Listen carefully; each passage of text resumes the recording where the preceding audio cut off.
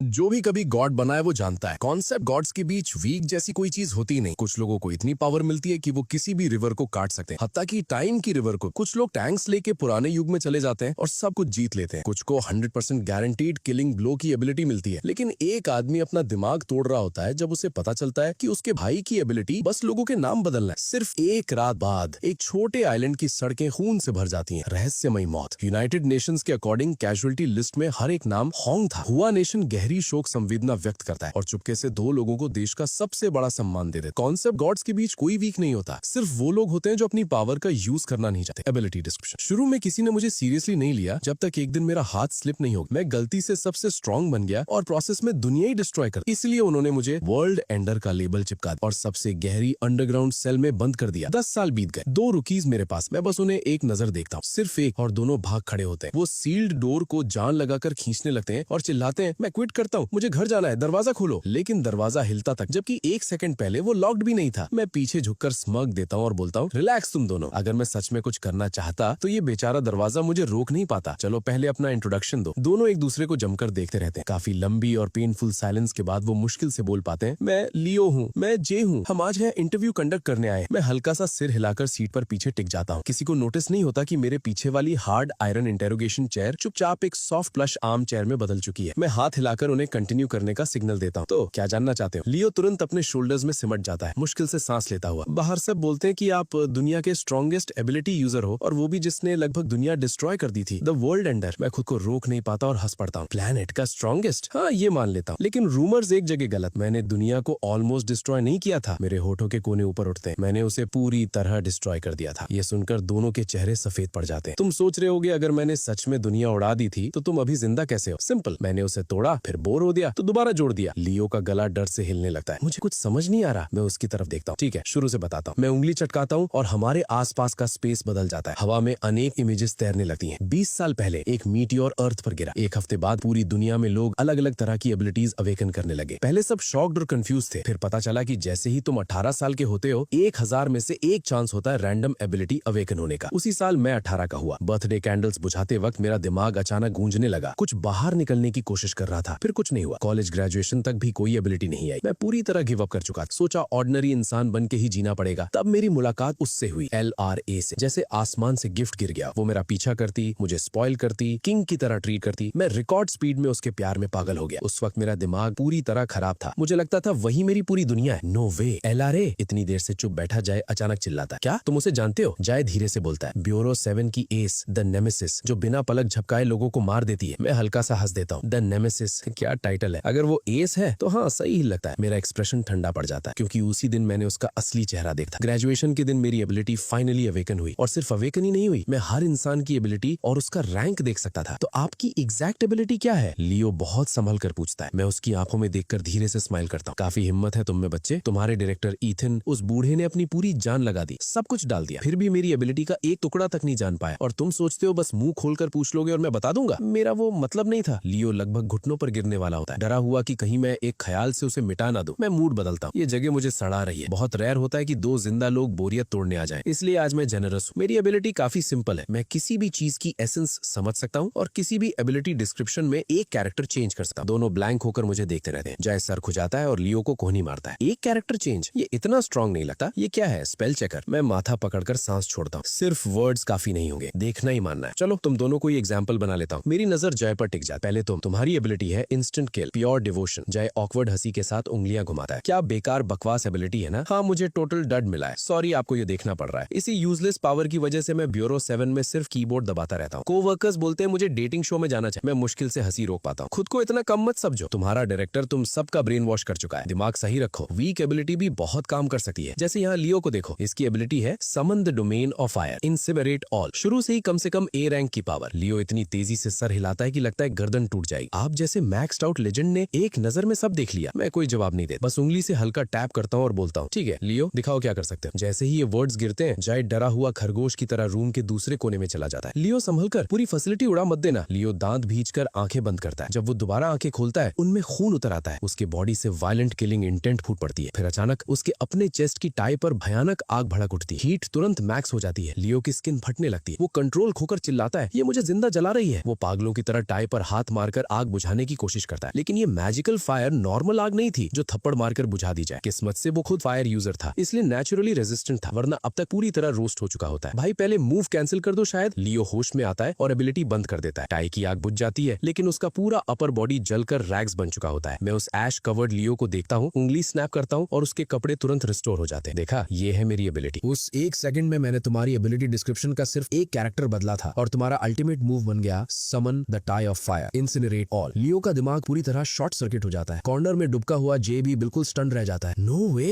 ये तो पागलपन है। मैं बोलना कंटिन्यू करता हूँ। जिस मोमेंट मेरी एबिलिटी अवेकन हुई, मैंने एलआरए की एबिलिटी भी देख। उसकी एबिलिटी थी, जब भी तुम किसी ऐसे इंसान को मारो जो तुमसे सच में प्यार करता हो, तुम्हारी पावर डबल हो जाती है। उसी पल मुझे समझ आ गया कि कॉलेज भर एलआरए मेरे साथ इतनी अच्छी क्यों थी। मुझे लगता था मैं लकी हूँ कि मुझे कोई मिल गया जिसके साथ पूरी जिंदगी बिता सकता हूँ, लेकिन एलआरए का असली गोल था मुझे उसके प्यार में गिराना और फिर मुझे मार देना ताकि उसे पावर बूस्ट मिल सके। एक नॉर्मल अडल्ट बॉडी से स्टार्ट करके अगर वो सिर्फ 5 या 6 लोगों को ऐसे मार दे तो इस दुनिया में लगभग कुछ भी उसे टच नहीं कर सकता। लेकिन जब तक मुझे ये समझ आया तब तक बहुत देर हो चुकी थी। उसी दिन एलआरए ने मुझे मारने का प्लान बनाया था। उसने अपने हाथों से बनाए खाने में ड्रग मिला दी। जब तक मुझे रियलाइज हुआ तब तक इफेक्ट शुरू हो चुका था। एलआरए मेरे पीछे नाइफ लेकर आई और बोली, मुझे ब्लेम मत करना काई, खुद को ब्लेम करो मुझे इतना ज्यादा प्यार करने के लिए। जैसी मेरी कॉन्शियसनेस धुंधली होने लगी, मैंने अपनी एबिलिटी एक्टिवेट कर दी। मुझे एक्सपीरियंस पॉइंट्स के लिए मारना चाहती हो, सपने देखती रहो। फिर मैंने उसकी एबिलिटी में एक कैरेक्टर बदल दिया, डबल को हाफ में स्विच कर दिया। अगर वो अब मुझे मारती तो उसे जो कुछ भी उसके पास है उसका आधा मिलता। मैं धीरे से स्मग करता हूँ, अगर तुम कंप्लीटली यूजलेस नहीं बनना चाहती तो मुझे अकेला छोड़ दो। एलआरए को समझ आ गया मैंने क्या किया और वो पूरी तरह पागल हो, काय तुम कचरा, तुमने मेरे साथ क्या किया। और फिर सब अंधेरा। जब मेरी आंख खुली मैं एक बहुत बड़े गड्ढे में पड़ा था और मेरे पास एक बंदा सीधा लेटा हुआ था। पता चला वो भी एलआरए का बैकअप टारगेट था और एक म्यूटेंट था जो मुंह से आग निकाल सकता था। मैं सच में शॉक हो गया। एलआरए काफी बड़ा गेम खेल रही थी। उसका ओरिजिनल प्लान था पहले मुझे सैक्रिफाइस करना, पावर डबल करना, फिर वो स्ट्रॉन्गर फायर ब्रीदर को मारना, 2 किल्स बैक टू बैक और पावर 4 टाइम्स। लेकिन मैंने उसका पूरा प्लान तोड़ दिया। एलआरए गड्ढे के एज पर खड़ी हम पर चिल्लाती रही, डिमांड करती रही कि मैं उसकी एबिलिटी को वापस नॉर्मल कर दूं, वरना वो हमें वहीं सड़ने के लिए छोड़ देगी। मैं कोई डील लेने वाला नहीं था। वो हमें गाली देकर चली गई। मैं और वो फायर ब्रीदर पूरे 20 दिन उस गड्ढे में बैठे रहे और हमें सिर्फ इसलिए ढूंढा गया क्योंकि वो ब्यूरो 7 का टेम्प वर्कर था। जब वो मिसिंग हुआ तब सर्च टीम भेजी गई, वरना हम दोनों वहीं कीचड़ में गल जाते और किसी को फर्क नहीं पड़ता। लियो पूछता है, 3 हफ्ते बिना खाने और पानी के आप सर्वाइव कैसे किए। मैं कैजुअली जवाब देता हूँ, पूरे टाइम बारिश होती रही इसलिए पानी हर जगह था, थोड़ा गंदा था पर चल गया, और खाने का तो सिंपल सोल्यूशन था। मैंने फायर ब्रीदर की एबिलिटी में छोटा सा ट्वीक कर दिया, ब्रीथ फायर को ब्रीथ हैम बना दिया। जे तुरंत बोल पड़ता है, 20 दिन सिर्फ हैम खाकर बहुत जल्दी बोर हो गए होंगे। मैं कंधे उचकाता हूँ, इसलिए कभी कभी थोड़ा एक्साइटिंग भी कर देता था। ब्रीथ फायर को ब्रीथ ब्रेज्ड पोक बेली बना देता। दोनों मुझे ऐसे देखते हैं जैसे उनकी पूरी एग्जिस्टेंस हिल गई हो। जब हम जिंदा बाहर निकले, ब्यूरो 7 ने जल्दी से एलआरए को रिक्रूट कर लिया। मुझे भी रिक्रूट किया गया क्योंकि मेरी एबिलिटी अवेकन हो चुकी थी। ऑब्वियसली मैंने पूरा सच नहीं बताया। लियो पूछता है, आपने हाइड करने का डिसीजन क्यों लिया। अगर एस रैंक पोटेंशियल रिपोर्ट कर देते तो आपको बेटर ट्रीटमेंट मिलता ना। मैं धीरे से बोलता हूँ, क्योंकि इस दुनिया में कोई सीक्रेट मुझसे छुपा नहीं। मेरी नजर में हर एबिलिटी आसमान के स्टार्स की तरह है, कुछ ब्राइट कुछ डिम। लेकिन जब मैं अपनी एबिलिटी को देखता हूँ तो वो दोपहर के सूरज की तरह लगती है, बाउंडलेस, ओवरवेलमिंग। बाकी सारे स्टार्स उसके सामने फीके पड़ जाते हैं। जे अपने आप को रोक नहीं पाता। लेकिन आपकी एबिलिटी इतनी पावरफुल लगती भी नहीं, दुनिया डिस्ट्रॉय कर देने जितनी तो बिल्कुल नहीं। मैं सवाल वापस उस पर फेंकता हूँ, तुम्हारे हिसाब से सबसे स्ट्रॉन्ग एबिलिटी कौन सी होती है। जे जवाब देता है, हमारी रिसर्च के अकॉर्डिंग कॉन्सेप्ट टाइप एबिलिटीज सबसे पावरफुल होती है। मैं सिर हिलाता हूँ, बिल्कुल। Concept type abilities normal logic को बाईपास करके रियलिटी के रूल्स को डायरेक्टली चेंज करती हैं। जैसे तुम जो भी कॉइन फ्लिप करो वो हमेशा हेड्स आए, या बास्केटबॉल में दिन के पहले 3 3 पॉइंटर्स कभी मिस ना हो। ये एबिलिटीज किसी रूल को फॉलो नहीं करती, ये लॉजिक के लेवल पर काम करती हैं। Impossible to block, impossible to counter. तुम्हारे उस अनटचेबल को ही देख लो, जब भी वो डेंजर में होता है उसके पास हमेशा कोई ना कोई आ जाता है जो उसे बचा लेता है। 0 ऑफेंसिव पावर होने के बाद भी वो कई बार एस रैंक एबिलिटी यूजर्स के हाथ से बचकर इंटेल लेकर निकल गया। यही कॉन्सेप्ट टाइप्स का टेरिफाइंग पार्ट है। मैं धीरे से झुकता हूँ, लेकिन क्या होगा अगर मेरी एबिलिटी उस लॉजिक को ही ऑल्टर कर सके। मेरे इस सवाल के बाद दोनों गहरी खामोशी में चले जाते। ब्यूरो 7 ज्वाइन करने के बाद मैंने सबसे पहले एक एबिलिटी यूजर को ढूंढा जिसने कभी मुझे क्रॉस किया था। वो भी एक पावरफुल कॉन्सेप्ट टाइप था जो शैडोज में काम करता था। वो खुद को इनडिस्ट्रक्टिबल बॉडी कहता था। उसकी असली एबिलिटी थी रियल वर्ल्ड के अंदर किसी भी तरीके से उसे हार्म या किल नहीं किया जा सकता। ऐसी एबिलिटी के सामने 99% एबिलिटी यूजर्स बिल्कुल हेल्पलेस हो जाते। मैं हल्का सा हंसता हूँ। बैड लक उसकी के उस रात वो मुझसे टकरा गया। वो बार में मजे कर रहा था, अपनी यूजुअल ट्रिक दिखा रहा था, खुद पर ड्रिंक गिरा रहा था, खुद को आग लगा रहा था और बिल्कुल अनअफेक्टेड था। मैं बस अपनी एबिलिटी एक्टिवेट करता हूँ और उसकी एबिलिटी को बदल देता हूँ। कैन नॉट बी हार्म्ड और killed by any means outside the real world. और फिर वो उसी आग में जलकर मर गया जो उसने खुद लगाई थी। लियो मुश्किल से थूक निकलता है। ये सच में टेरिफाइंग है। और हमने नोटिस किया कि आपकी बॉडी भी ऑलमोस्ट इनडिस्ट्रक्टिबल लगती है। क्या आपके पास सेकंड एबिलिटी भी है, जैसे किसी को मारकर उसकी एबिलिटी ले लेना। मैं इसे रहमा देता हूँ, नहीं मेरे पास सिर्फ ये एक एबिलिटी है। उनके कंफ्यूज चेहरे देखकर मैं आगे बोलता हूँ। ब्यूरो 7 ज्वाइन करने के बाद मेरी एबिलिटी की अनसर्टेन नेचर की वजह से मुझे ज्यादा अटेंशन नहीं मिला। उन्होंने मुझे बी रैंक दिया और support type backend staff classify कर दिया। और एलआरए अरे मैंने उसकी एबिलिटी वापस नॉर्मल कर दी। उसकी एबिलिटी भी कॉन्सेप्ट टाइप थी, इसलिए ब्यूरो 7 ने तुरंत इंटरेस्ट लिया, उसे एस की तरह ग्रूम करना शुरू किया और एस रैंक रेट कर दिया। ब्यूरो 7 में सब मेरे एक्ट में आ गए, सब एक आदमी को छोड़कर, तुम्हारे डायरेक्टर ईथन को। मैं धीरे से हंसता हूँ। तुम्हें पता है उसकी असली एबिलिटी क्या है? लियो जवाब देता है, डायरेक्टर की एबिलिटी ओवरवेलमिंग मेंटल फोर्स से एनिमीज पर अटैक करना है। मैं जोर से हंस पड़ता हूँ। ऑफ कोर्स उसने तुम्हें सच नहीं बताया। उसकी असली एबिलिटी है ओवरवेलमिंग मेंटल फोर्स से लोगों के माइंड्स को फोर्सिबली कंट्रोल करना। वो किसी भी इंसान की सबकॉन्शियस थॉट्स को रिवाइट कर सकता है और उन्हें अपनी मर्जी के हिसाब से बेंड कर सकता है। ब्यूरो 7 में एस रैंक के नीचे लगभग सब उसके कंट्रोल में है और ज्यादातर एस रैंक्स भी। लेकिन वो मुझे कभी कंट्रोल नहीं कर पाया, इसलिए ईथन समझ गया कि मेरी एबिलिटी वैसे बिल्कुल नहीं है जैसे मैंने क्लेम की थी, शायद एक और एस रैंक से भी ऊपर की कोई चीज। तब उसने डिसाइड किया मुझे कंट्रोल करके अपने लिए यूज करेगा। वो स्ट्रिंग्स पुल करने में मास्टर था। जब उसकी एबिलिटी मेरे ऊपर काम नहीं कर पाई तो उसने ह्यूमन कनेक्शन के थ्रू मेरे पास पहुंचने की कोशिश, एक इमोशनल ओपनिंग क्रिएट करना चाहता था जिससे वो अंदर घुस सके। उसके इन्फ्लुएंस में ब्यूरो 7 के मेरे को वर्कर्स मेरे साथ बहुत अच्छा बिहेव करते थे। मुझे सच में घर जैसा फील होने लगा। लायरा के बिट्रेयल से अभी भी अंदर से टूट चुका था और मैं पूरी तरह उस फीलिंग में डूब गया। फिर ईथन ने एक हॉरिफाइंग क्रीचर को दूसरे रेल्म से खींच कर लाया और मेरे को वर्कर्स को उससे फाइट करने भेज दिया। उनके पास कोई चांस ही नहीं था। मैं उन लोगों को देखता रहा जिनसे मैं क्लोज हो गया था, जमीन पर पड़े हुए, बुरी तरह इंजर्ड, मुश्किल से सांस लेते हुए। और एक बार फिर मैं अपनी ह्यूमैनिटी से हार गया। उन्हें बचाने के लिए मैंने अपनी एबिलिटी एक्टिवेट की और अपने हीलर टीममेट की एबिलिटी मॉडिफाई कर दी। रैपिडली हीलिंग माइनर वुंड्स को रैपिडली हीलिंग क्रिटिकल वुंड्स में बदल दिया। सब बच गए। मैं धीरे से आंखें बंद करता हूँ और उसी मोमेंट ईथन को समझ आ गया कि मेरी एबिलिटी असल में कितनी डेंजरस है। वो डायरेक्टली मेरे पास आया, बोला मेरी एबिलिटी की पोटेंशियल लिमिटलेस है और मुझे उसके साथ मिलकर एक पावरफुल नई दुनिया बनानी चाहिए। मैंने मना कर दिया। रिजेक्ट होने के बाद ईथन ने अपनी एबिलिटी से मुझे फोर्सफुली कंट्रोल करने की कोशिश की। मैंने बिना पसीना बहाए उसे गिरा दिया। जय तुरंत पूछता है, आपने डायरेक्टर को हराया कैसे? मैं सीधा जवाब देता हूँ, मैंने उसकी एबिलिटी को overwhelming mental force, forcibly controlling others underwear में बदल दिया था। और जिस दिन हम लड़े मैंने अंडरवेयर पहना ही नहीं था। दोनों कुछ सेकंड तक चुप रह जाते हैं। डिफीट के बाद ईथन पूरी तरह पागल हो गया। मेरी फुल पावर को बाहर निकालने के लिए उसने उस दूसरे रेल्म का पोर्टल पूरी तरह खोल दिया। उस दिन करोड़ों क्रीचर्स पूरी प्लैनेट पर फ्लड की तरह आ गए। ये क्रीचर्स उस रेल्म की एलीट फोर्स थी। हर एक क्रीचर कम से कम उतना स्ट्रॉन्ग था जितना पहले ईथन ने समन किया था। ईथन मुझ पर चिल्लाया, अगर तुम फुल पावर यूज नहीं करोगे, अगर तुम मेरी स्ट्रॉन्गर वर्ल्ड बनाने में हेल्प नहीं करोगे तो इस दुनिया के साथ जल जाओ। इतने सारे क्रीचर्स के सामने ईथन भी, जो उस वक्त दुनिया का अनडिस्प्यूटेड स्ट्रॉन्गेस्ट एबिलिटी यूजर था, कंप्लीटली पावरलेस हो गया। पूरी दुनिया की होप सिर्फ मुझ पर अटकी थी। लियो और जय दोनों पूरी तरह स्टोरी में खो चुके थे। फिर आपने उन्हें रोका कैसे? मैं उनकी तरफ देखता। मैंने तुम्हें पहले ही बताया था मेरे पास सिर्फ एक एबिलिटी है, लेकिन तुम सबको लगता रहा कि वो उतनी पावरफुल नहीं है जितनी सुनने में लगती है। अब वक्त आ गया है तुम्हें असली रीजन बताने का। मेरी एबिलिटी है comprehend the essence of anything and change one character in any abilities description, और इसमें मेरी खुद की एबिलिटी भी शामिल है। लियो शॉक में जम जाता है। बहुत पहले मैंने अपनी ही एबिलिटी को मॉडिफाई कर दिया था। Comprehend the essence of anything and change one character in any abilities description को मैंने चेंज करके learn any ability from anything and change one character in any abilities description बना दिया। क्या? लियो का मुंह खुला का खुला रह जाता है। तब तक मैं ब्यूरो 7 की हर एक एबिलिटी सीख चुका था। सपोर्ट टाइप्स भी। एग्जांपल के लिए एक इंसान की एबिलिटी थी boost an ability users power by 10 times, usable only once in a lifetime. मैंने वो एबिलिटी सीखी और उसे बदलकर boost an ability users power by 10 times, usable once per second बना दिया। मैं हल्का सा हंस देता हूँ। फिर मैंने उसे लगभग 180 बार खुद पर यूज किया। जब सब खत्म हुआ मुझे खुद को टेरिफाइंगली पावरफुल फील हुआ। तो जब वो एंडलेस क्रीचर्स की वेव हमारी दुनिया पर टूट पड़ी, मैंने मुश्किल से मूवमेंट की और हर क्रीचर हमारी पूरी गैलेक्सी के साथ डस्ट बन गया। रूम में गहरी खामोशी छा गई। अब समझे मैंने क्यों बोला था कि अगर मैं सच में कुछ करना चाहूँ तो ब्यूरो 7 का कोई मुझे नहीं रोक सकता। लियो की आवाज कांपने लगती है और फिर मैंने एक टाइम रिवर्सल एबिलिटी एक्टिवेट की, उस पावर के साथ जो hundreds of million times amplify हो चुकी थी। मैंने पूरी गैलेक्सी रिस्टोर कर। उसके बाद मैं ईथन के पास गया। ईथन का पूरा बॉडी डर से कांप रहा था। उसने मुझसे मेरी असली एबिलिटी पूछी। मैंने नहीं बताया। उस लेवल की पावर पर मेरे पास कोई ओपोनेंट बचा ही नहीं था, इसलिए मैंने जो कुछ हुआ था उसकी मेमोरी सबके दिमाग से इरेज कर दी, ईथन और ब्यूरो 7 के कुछ सीनियर ऑफिशियल्स को छोड़कर। इसीलिए तुम्हें इस सब का कोई मेमोरी नहीं है। मैंने लायरा को नहीं मारा, इसलिए नहीं कि मुझे अब भी उसकी परवाह थी। मैं जिस लेवल पर पहुंच चुका था वहां एक चीटी के थॉट्स भी मैटर नहीं करते। मैंने उसकी एबिलिटी को चेंज कर दिया। Every time you kill someone who truly loves you, your power doubles को every time you kill someone who hates you, your power doubles मैंने बना दिया। उसके बाद उसके